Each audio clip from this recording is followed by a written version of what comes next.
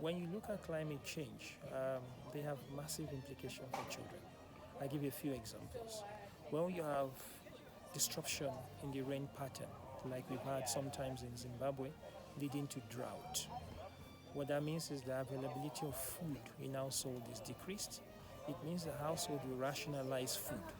And who suffers the most is a child, because they then don't have access to nourishment that they should have because of that rationalization of food. When you look into issues of water scarcity associated with climate change, who suffers the most is the child, because when they take water that is not safe, then they're exposed to diarrhea diseases, and that could affect their health, could affect their education and access as they grow in life.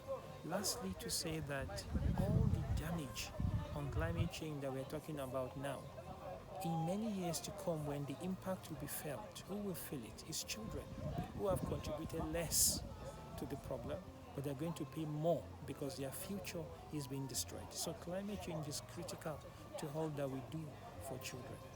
And what sort of impact is such funding going to do to ease maybe these effects on these children?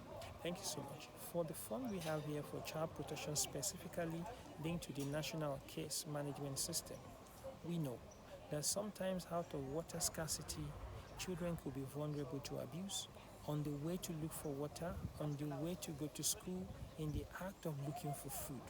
So the community system that is in place in Zimbabwe is there to identify, detect, and report such situation.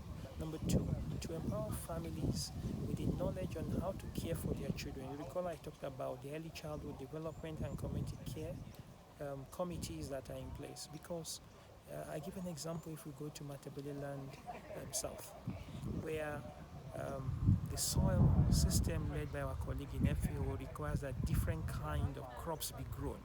Our job as UNICEF is then to teach mothers how to convert that into nutrient for their children, so that they can adapt to the reality of today and make sure that in whatever situation we find ourselves, our children have access to the right food, they are protected and cared for, and this fund will be critical